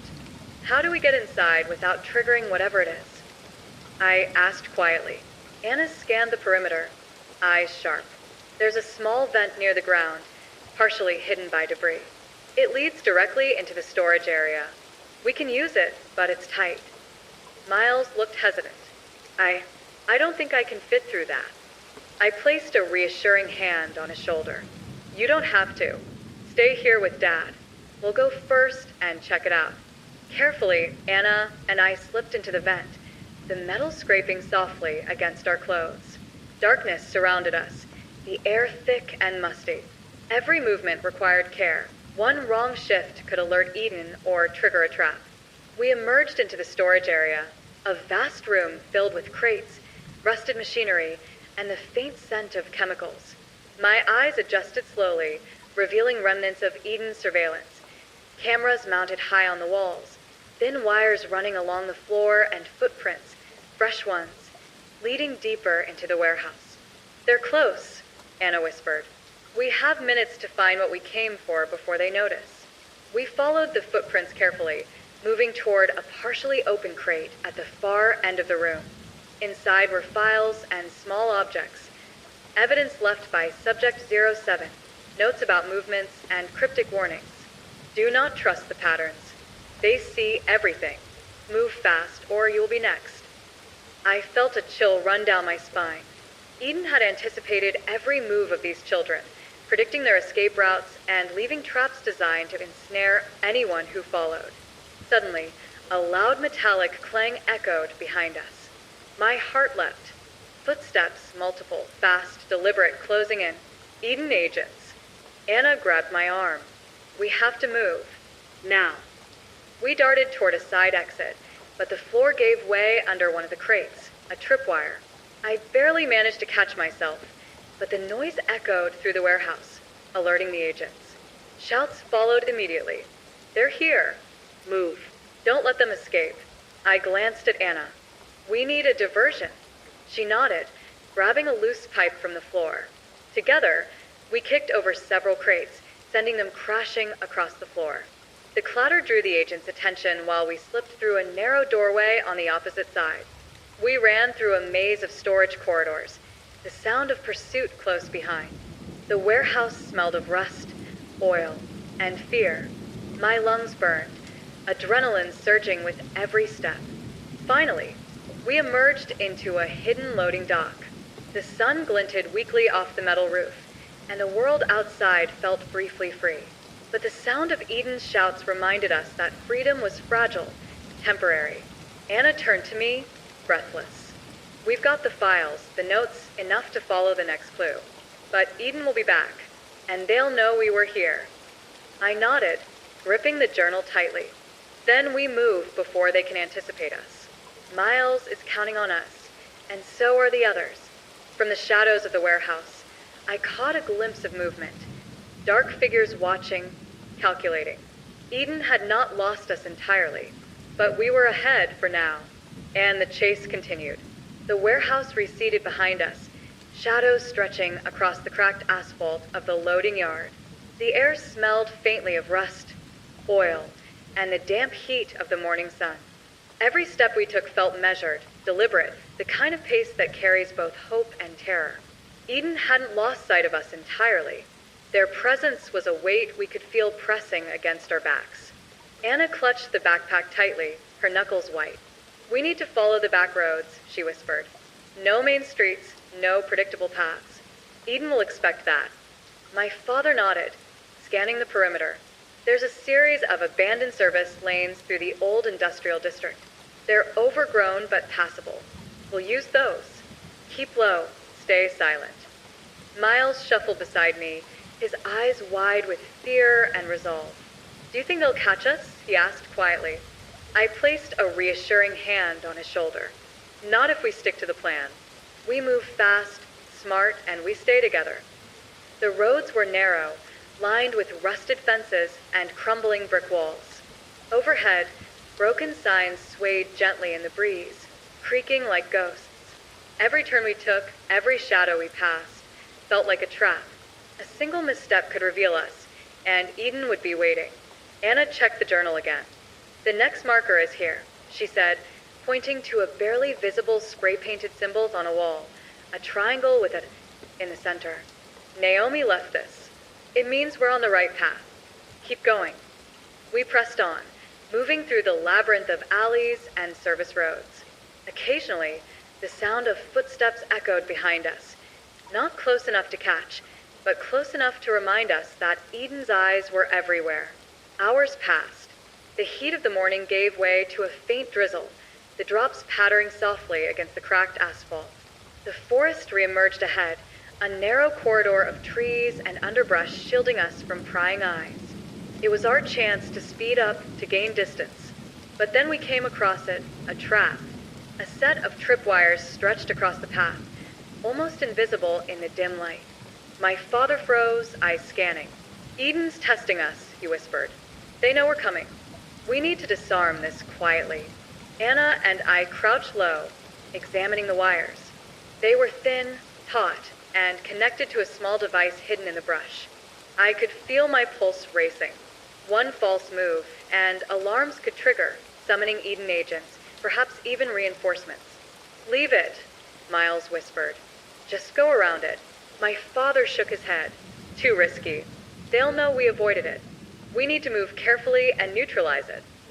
With trembling hands, Anna and I worked together, gently loosening the wires and disabling the device. Every click of metal, every faint creak made me flinch. But finally it was done. The trap lay inert, and we exhaled, relief washing over us in sharp, fleeting waves. We continued through the forest corridor, the rain growing heavier, soaking us to the bone. The journal guided us to a small clearing where Naomi had marked a hidden cache, more files, instructions, and crucially, a photograph of Miles with an arrow pointing to a location labeled Safe Zone 3. This is it, Anna said, holding the photograph up. If we follow this, we might finally reach the next child. But Eden is closer than ever. They know we're on the move. Suddenly, a rustle in the trees to our right. I froze, heart pounding. Shadows shifted, and a figure emerged, partially hidden by the rain, moving silently. Eden. My father reacted instantly, grabbing a fallen branch as a weapon, stepping in front of us. Move. Stick to the path, he barked. We sprinted through the rain-soaked forest, mud sucking at our shoes, branches whipping against our skin. Eden pursued, their movements calculated, relentless. Every step we took was a gamble, every breath a reminder that the margin for error was razor-thin. The forest opened into a wide clearing, revealing a narrow bridge spanning a shallow river. It was our only path forward, but the bridge creaked ominously under our weight. Behind us, shouts and the sound of pursuit grew closer. Anna whispered urgently, "We have to cross. Now." We moved in unison, stepping carefully across the slippery planks. Halfway over, a loud snap echoed. One plank gave way beneath my foot. I caught myself just in time, heart leaping into my throat. Behind us, Eden agents paused at the edge of the forest, calculating, waiting for us to falter. My father helped me forward, steadying each of us. Finally, we reached the other side, wet, exhausted, but alive. The forest behind us seemed to swallow the pursuing agents. For now, Anna exhaled, shivering. We've made it for the moment, but Eden won't stop. They never stop. I nodded, gripping the backpack. Miles looked at us, eyes wide but resolute. We have to keep going. The next child, we can't fail them. The rain fell harder, masking our trail. The forest ahead was dense, dark, and full of hidden threats. Every step brought us closer to the next child, and deeper into the relentless reach of Eden. We pressed on, soaked, muddy, exhausted, yet determined. The chase was far from over, and Eden's shadow stretched long across the path ahead. But we moved forward, because stopping was not an option. The dense forest finally began to give way, revealing a narrow trail that led to a small, overgrown clearing. Naomi's journal indicated this was Safe Zone 3, a place where another child had been hidden and where clues were left to guide rescuers like us. Relief should have washed over us, but the moment we stepped into the clearing, a sense of foreboding settled heavily in the air. Eden was near. Anna tightened her grip on the backpack, scanning the tree-line. "Something's off," she whispered. "It's too quiet, almost staged." My father nodded, eyes sharp. "Stay close. Stick to the shadows. This could be an ambush." Miles stayed close to me, shivering, but determined. "We can't stop now," he said quietly. We moved cautiously toward a dilapidated shed at the edge of the clearing. The structure looked abandoned, rotting wood, vines crawling across its surface. But the journal had clearly marked it as the location of a hidden cache, and possibly the child we sought. Anna approached first, pushing aside the hanging vines. Inside, a faint light glowed from a corner, illuminating a small bundle. My heart leapt. There, she whispered. It's a child tied but alive. We rushed forward, quickly checking the child's condition. Weak, scared, and barely conscious, the child clung to Anna instinctively. "We've got you," I said, voice steady despite the chaos of adrenaline coursing through me. But the relief was short-lived. From the treeline, a sudden crack of a twig made us freeze. Shadows shifted, darker and heavier than the morning light allowed. Eden agents emerged, moving swiftly, weapons raised, eyes cold and calculating. "Step away," one shouted. "Leave them. You know the consequences." My father stepped forward, placing himself between the agents and the children. "Not this time," he said firmly. "We're leaving. No one gets hurt tonight."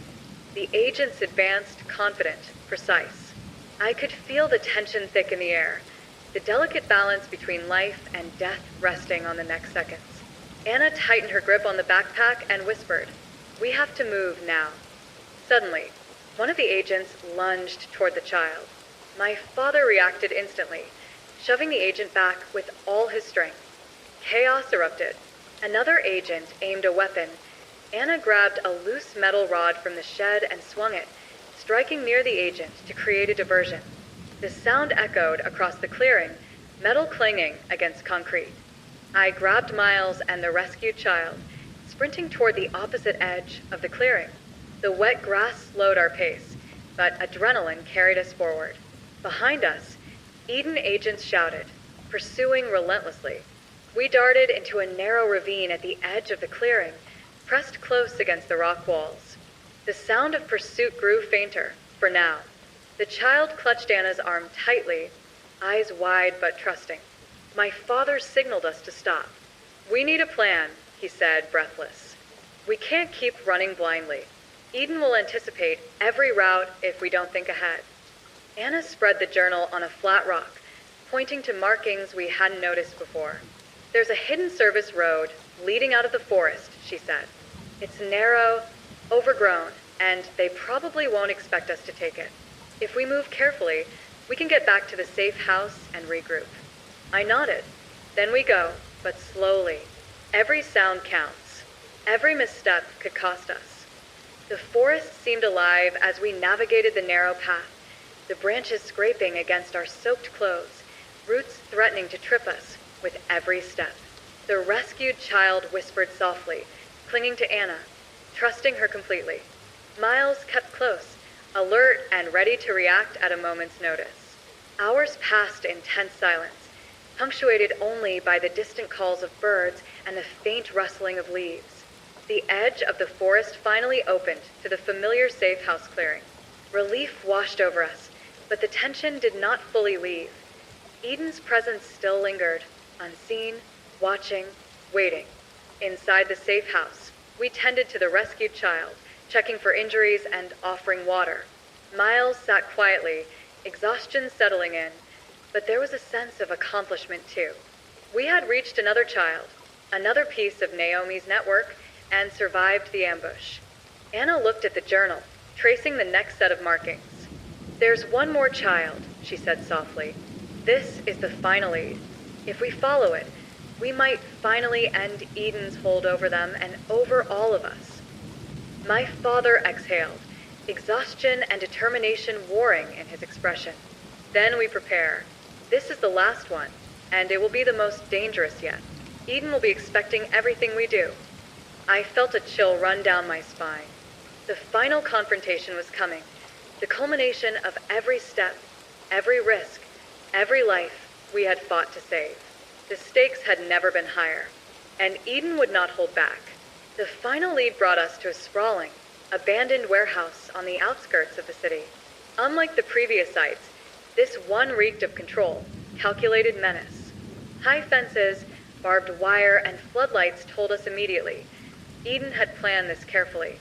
This was the heart of their operation. Anna consulted Naomi's journal one last time, tracing a series of hidden service doors and ventilation shafts.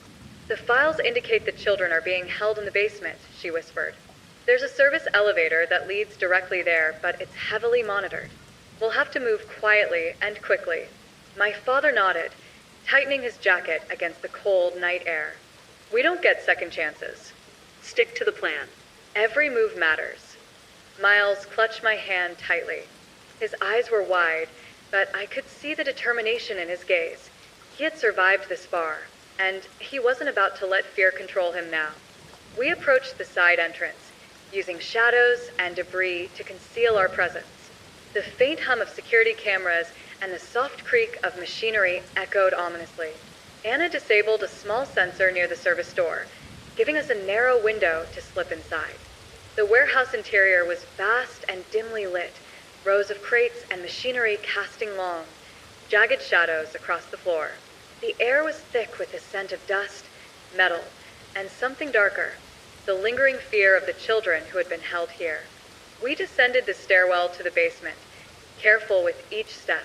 The journal had marked the exact holding room, a locked door reinforced with multiple security devices. My father produced a set of tools he had carried throughout our journey, and Anna worked quickly, bypassing the locks. The door clicked open. Inside, a dim light revealed the children, huddled together, frightened but alive. Eyes widened as they recognized us, hope flickering in their faces. "Miles," one of them whispered, running toward him. Anna and I helped untie the children, checking quickly for injuries. The room smelled of damp concrete, fear, and lingering despair, but the small smiles and tears of relief made it almost tangible that we had made it.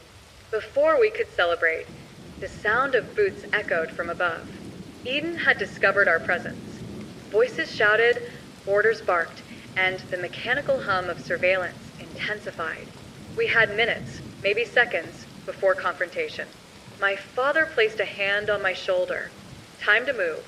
We leave together, or we don't leave at all." We guided the children through the service elevator, using the shafts indicated in the journal. The walls were close, confining, yet they provided perfect cover.